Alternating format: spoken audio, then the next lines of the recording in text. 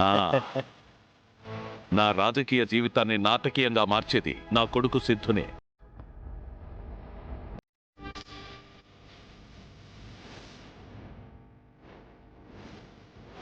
ఆలోచన నాదైనా అమలు పరిచేది తనే.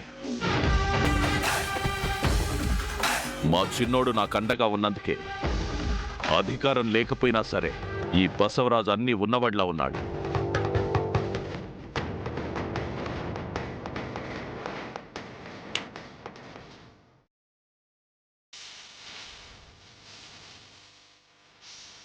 అంటే మీ రాజకీయ వారసుడు సిద్ధిబాబే అన్నమాట. ఆస్తికి వారసుడు మహేష్ బాబా.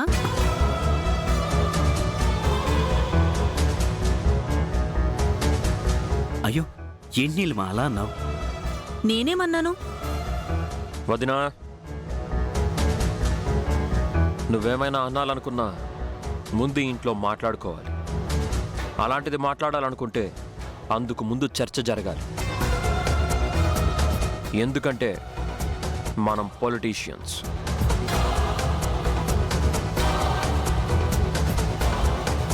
నాన్న, నాకు వేరే వర్క్ ఉంది, వెళ్ళొస్తాను.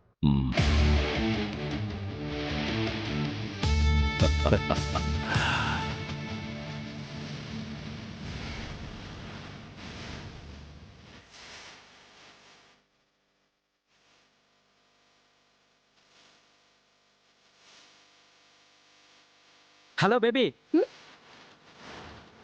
మీ పుట్టింటికి రాగానే హస్బెండ్నే కాదు హ్యాండ్ బ్యాగ్ని కూడా మర్చిపోతావా? నువ్వు మోసుకొస్తావనే వెళ్తున్నాను. ఇంట్లోకా? ఆ, వద్దు కీర్తి, పిలవకుండా వస్తే ఫీల్ అవుతారు. హరి, మా డాడీ వాళ్ళతో ఒక్క మాట కూడా చెప్పకుండా నిన్ను పెళ్లి చేసుకున్నానని కోపం తప్ప వేరే ఏమీ లేదు. అయినా సరే బేబీ, నువ్వు వస్తావా రావా?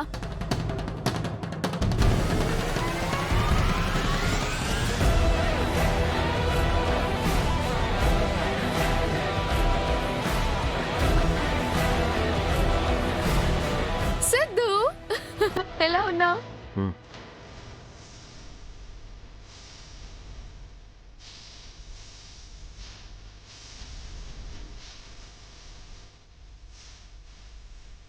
కష్టాల్లో ఉన్న జనాల్ని చూసుకుంటున్నాను కానీ కష్టాన్నే కట్టుకున్న నిన్ను సరిగ్గా చూసుకోలేకపోతున్నానన్న ఫీలింగ్తో ఉన్నాను.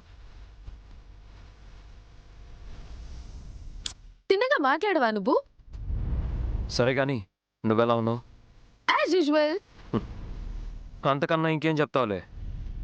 మగాడిలా నువ్వే జాబ్ చేసుకుంటూ అలా నెట్టుకో చేస్తున్నావు. కొంతమంది గాజులు వేసుకోవడం ఒక్కటే తక్కువ.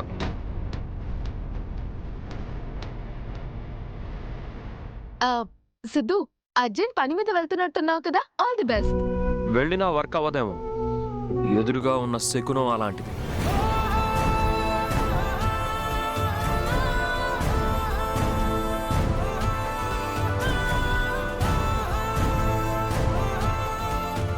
మా బ్రో మాటల్ని పట్టించుకోకు హరి.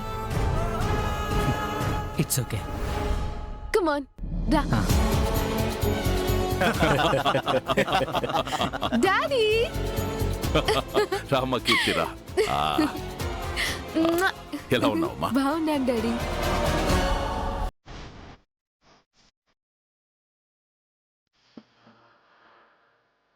మా అమ్మాయి కీర్తి.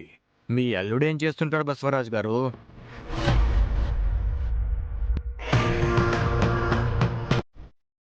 మోస్తుంటాడు బరువుని, మా బేబీ బాధ్యతని. ఆయన బిజినెస్ సైడా? అబ్బో, చెప్పలేం ఎంత ఆదాయం అన్నది. ఇంట్లో కూర్చొని లెక్క పెట్టుకోవడమే అంకెలు.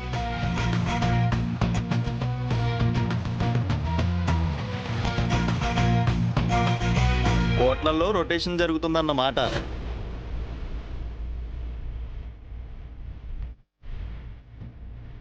డాడీ, అమ్మని కలిసి వస్తాను. సరే వెళ్ళమ్మా. హరి, కమ్. ఆయన ఎవరు? కూలి కూలి కూలి.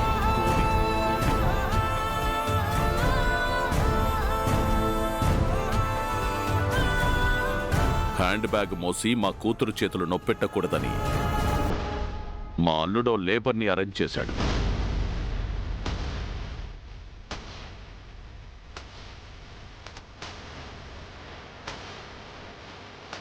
గొప్పల్లుడే.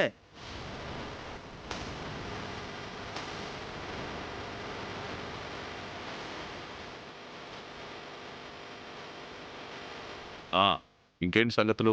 అదేంటంటే మన నియోజకవర్గంలో ఏయ్ ఎవరక్కడ? అమ్మగారు, గేటుకి కుక్కలొస్తాయి జాగ్రత్త అని బోర్డు పెట్టించండి.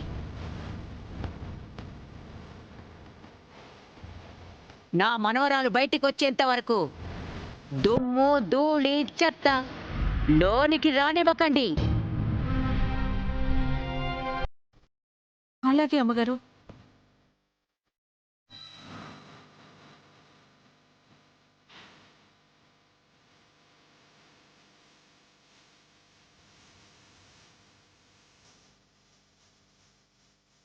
బాబు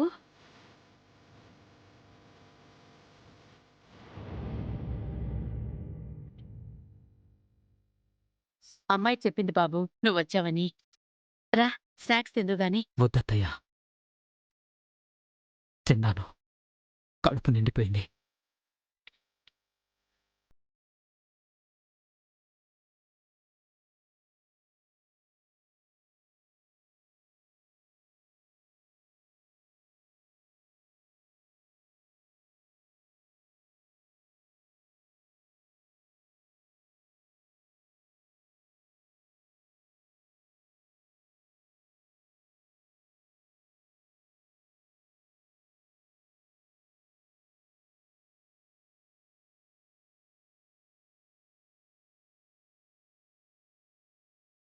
నొప్పెట్టకూడదని మా అల్లుడో లేబర్ని అరేంజ్ చేశాడు.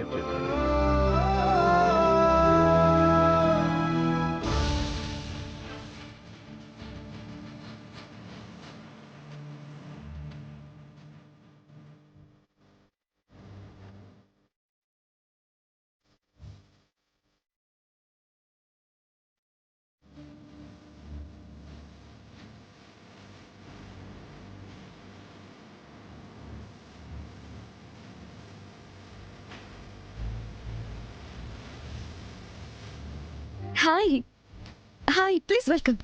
హాయ్. పిల్ల చిన్నది, ఖర్చేమో పెద్దది. సుపు, నువ్వేం మాట్లాడవేంటి సుపు? లక్షలు ఖర్చు పెట్టినా ఖుషికి కావాల్సింది ఆఫ్టర్ ఆల్ చిన్న కేక్ ముక్క. అది తెలియక వాళ్ళు ఇన్ని డబ్బులు తగులబెడతారు. నేను అడిగితే మాత్రం ఇవ్వరు.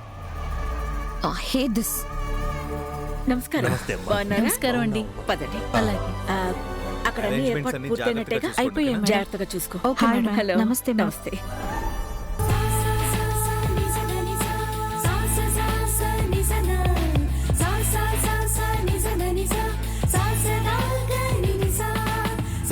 Wow! Happy birthday Khushi. Thank you Vasu. Happy birthday బంగారు తల్లి. Thank you daddy.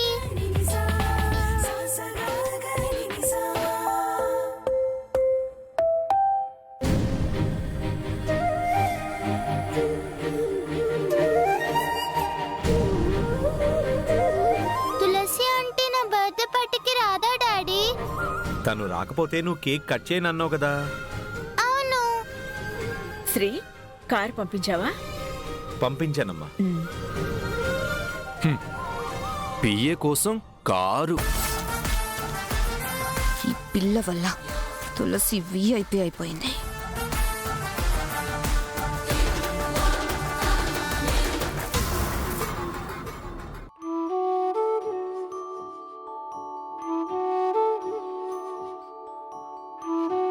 నీళ్లు పట్టుకుని మరీ చెప్తున్నా, నాకు తోబుట్టువు లేరు. నా చెల్లెలు చచ్చి 35 ఏళ్ళయింది.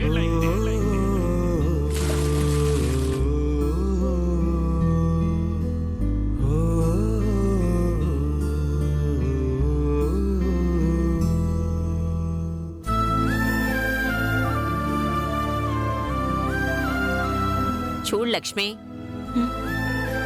తులసికి పేరయ్య కాకుంటే సూరయ్య చూస్తాడు పెళ్లి సంబంధాలు. నువ్వు దిగులుగా ఉంటే నేను చూడలేను. తులసికి సంబంధాలు రావడం లేదని తను డల్గా లేదమ్మా. మరి కాస్త నలతగా ఉందత్తయ్యా.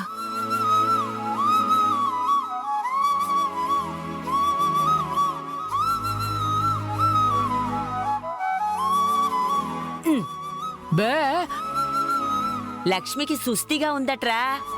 ఉప్పు ఎండిమిరపకాయలు తీసుకురా, దిష్టి తీయాలి. దిష్టి తీయాలిరా. పో.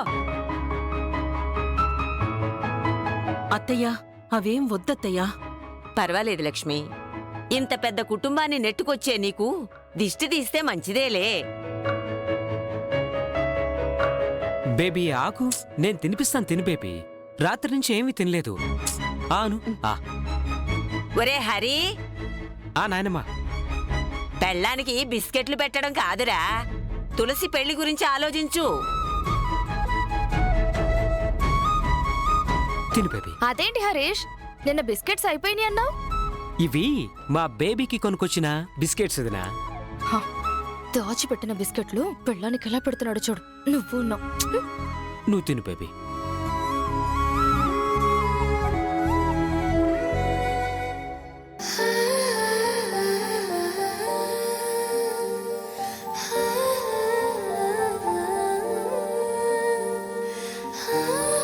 అమ్మా,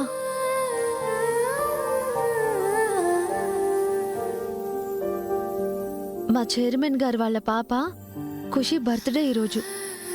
ఆఫీస్ స్టాఫ్ అందరినీ పిలిచారు. వెళ్ళొస్తానమ్మా. చీకటి పడింది కదమ్మా, మీ అన్నయ్య వాళ్ళని ఎవరినైనా.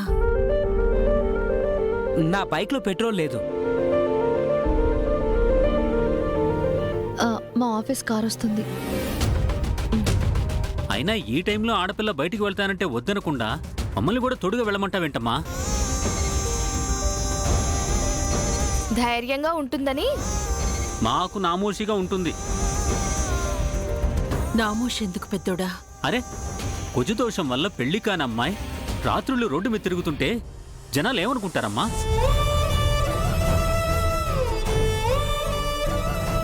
నిజమే అన్నయ్యా. ఇంకా మనం వెంటేసుకొని తిరిగితే రకరకాల మాటలు మాట్లాడుకుంటారు. ఏమీ వద్దు, ఇంట్లో ఉండమని చెప్పండి. అదే నిజమే. వా,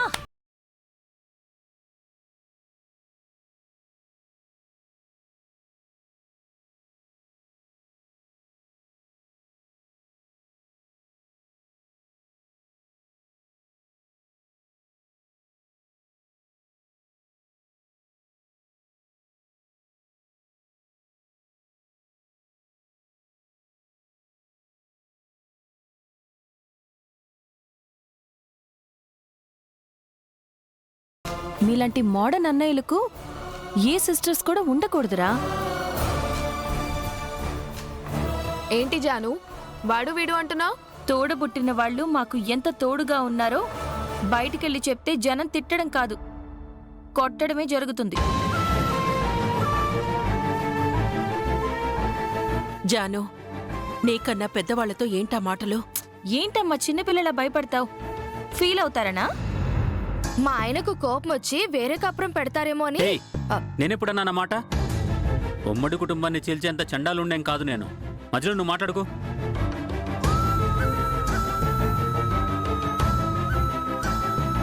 అయినా నాన్న రిటైర్మెంట్ ఫంక్షన్ చూడకుండా ఎవరి దారి వాళ్ళు చూసుకుంటారనుకున్నావా?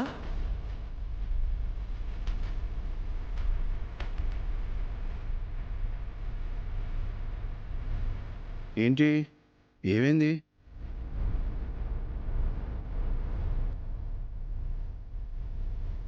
ఈ రాత్రిపూట తులసి ఫంక్షన్కి వెళ్తానంటుంది నాన్న. అది కూడా ఒంటరిగా.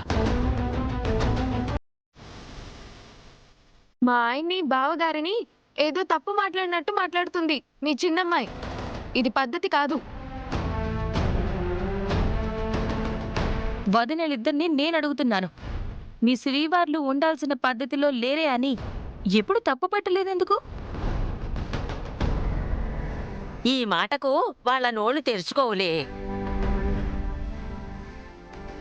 మావయ్య గారు, జాను మీ ముందు ఎలా మాట్లాడుతుందో చూసారా? జాను అలా మాట్లాడడం తప్పైతే తులసి వాళ్ళ యజమానింట్లో ఫంక్షన్ ఉంది వెళ్తాను అంటే మీరు వద్దనడం కూడా తప్పే.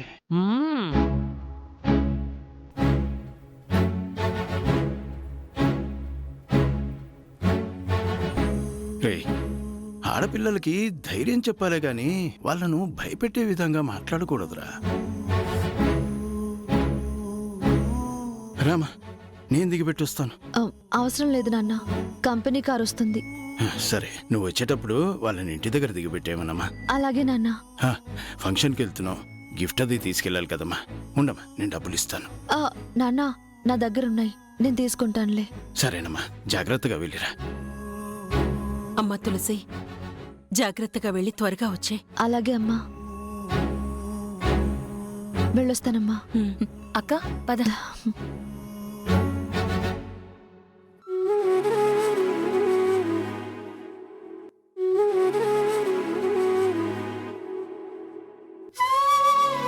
వేళ కాని వేళ ఎక్కడికంటా వదినా? ఏమో, కారు కూడా కాస్ట్లీదేనే. అసలే పెళ్లి కావడం లేదు. ఇలా వేళ కాని వేళ బయటికి వెళ్తే వచ్చే ఆ 1-2 సంబంధాలు కూడా రావు.